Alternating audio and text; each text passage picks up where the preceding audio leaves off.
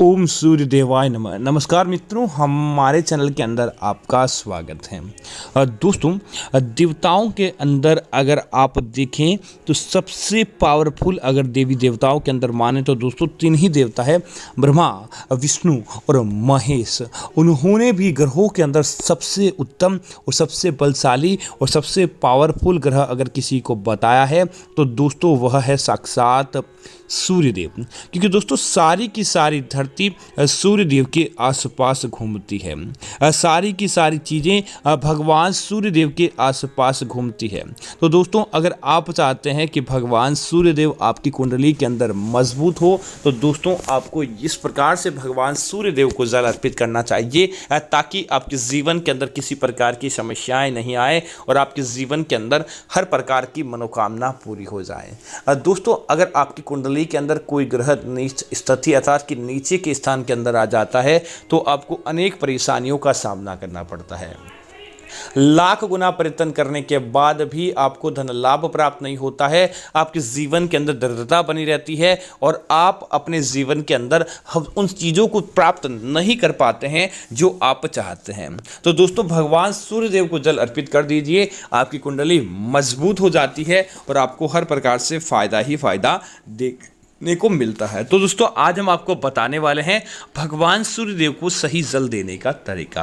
और दोस्तों सूर्य उदय, आप सब जानते हैं कि सूर्य उदय ब्रह्म मुहूर्त के अंदर हो जाता है।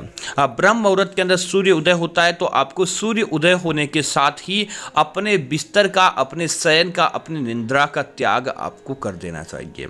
ऐसा करने के बाद आप क्या करें, सुबह स्नान करें। स्नान आदि करने के बाद एक स्वच्छ तांबे या पीतल का आपको लोटा लेना चाहिए, उसके अंदर जल मिलाएं और जल मिलाने के बाद आपको भगवान सूर्यदेव जहां से आपको स्पष्ट दिखाई देते हैं उनकी किरणें सीधे आप पर पड़ती हो, वहां पर जाकर आपको भगवान सूर्यदेव को अपने माथे से ऊपर उस लोटे को करते हुए धीरे धीरे जल की धारा भगवान सूर्यदेव को अर्पित करनी चाहिए। और अर्पित करते समय मंत्र बोलना चाहिए, ओम घृणे सूर्याय नमः, ओम घृणे सूर्याय नमः। इस प्रकार का विशेष मंत्र आपको बोलना चाहिए ताकि आपकी हर मनोकामना पूरी हो। अब दोस्तों यह तो साधारण तरीका था जिस तरीके से प्रत्येक व्यक्ति को जल चढ़ाना चाहिए और अपनी इच्छा पूर्ति करनी चाहिए। दोस्तों कई बार क्या होता है, इन माध्यमों से भी व्यक्ति के जीवन के अंदर बरकत देखने को नहीं मिलती है या इन माध्यमों से भी फायदा नहीं मिलता है। तो दोस्तों आज हम आपको बताने वाले हैं सूर्यदेव को किन व्यक्तियों को किस प्रकार जल चढ़ाना चाहिए ताकि आपके जीवन के अंदर कभी भी गरीबी नहीं रहे।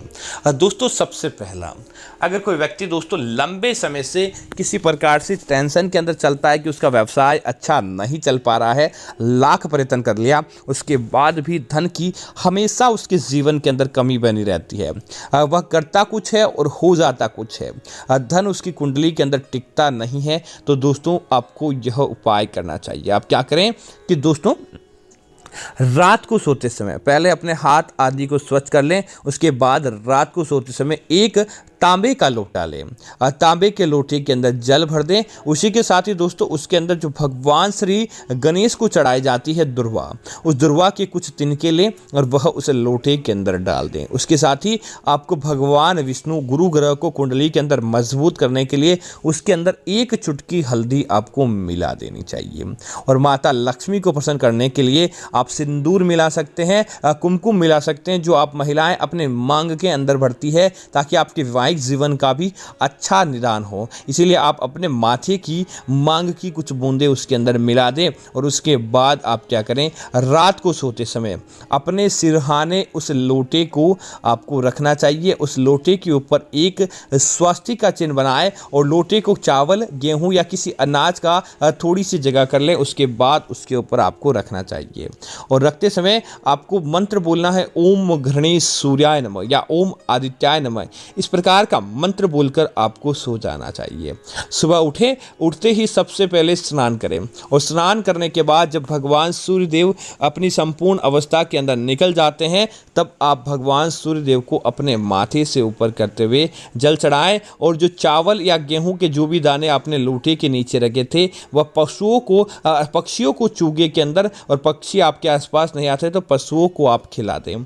दोस्तों बस मात्र 11 दिनों तक आपने लगातार यह उपाय कर लिया तो सूर्यदेव की आपकी कुंडली के अंदर ऐसी कृपा देखने को मिलेगी कि कोई भी आपका बाल बांका नहीं कर पाएगा। देखते ही देखते भगवान सूर्यदेव आपकी कुंडली के अंदर मजबूत अवस्था के अंदर आ जाते हैं। जो आप चाहते थे वह आपका काम बन जाएगा, धन की प्राप्ति होती है और साथ ही साथ शत्रुओं के ऊपर आपको बाधा, जो आपकी शत्रु बाधा थी वह भी समाप्त हो जाती है।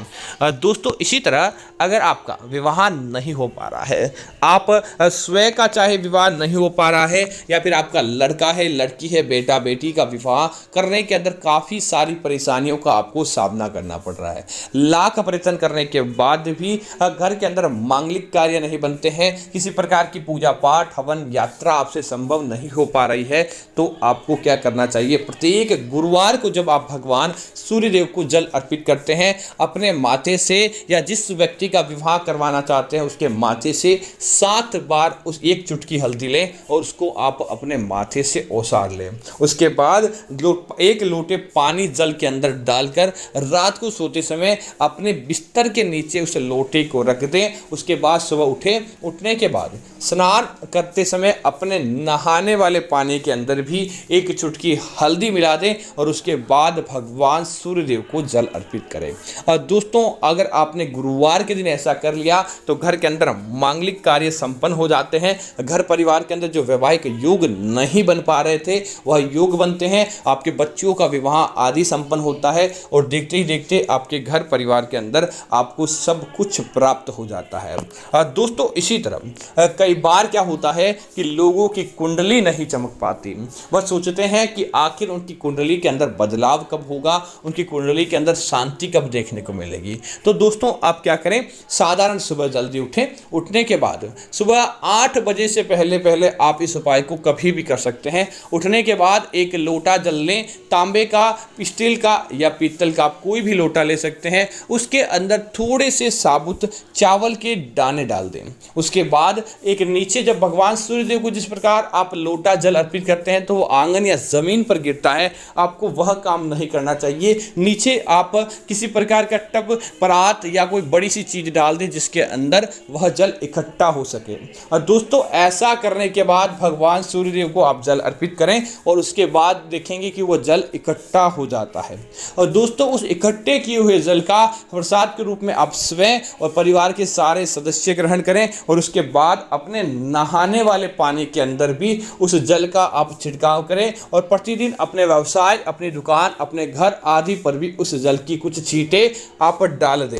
और दोस्तों आप देखेंगे जो काम आपसे संभव नहीं हो पा रहा था, लाख व्रतन करने के बाद भी नहीं बन पा रहा था, धीरे धीरे आपकी कुंडली के अंदर वह काम बनने लगता है। भगवान सूर्यदेव का ऐसा चमत्कार आपके जीवन के अंदर देखने को मिलता है।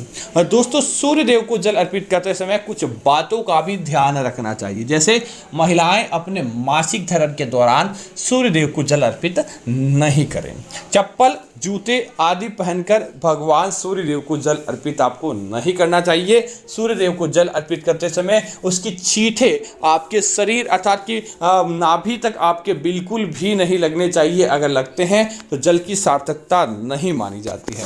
और भगवान सूर्यदेव को जल अर्पित करते समय आप बिना स्नान किए हुए भूल कर भी जल अर्पित नहीं करें।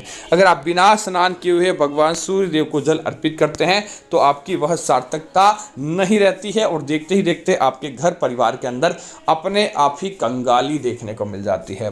इसी तरह भगवान सूर्यदेव को जल अर्पित करते समय आपको लोटे का विशेष ध्यान रखना है। कभी भी प्लास्टिक या अशुद्ध पात्र के अंदर आपको जल अर्पित नहीं करना चाहिए। अगर आप अशुद्ध पात्रों के अंदर जल अर्पित करते हैं तो सूर्यदेव आपसे प्रसन्न होने की बजाय आपसे नाराज भी हो सकते हैं।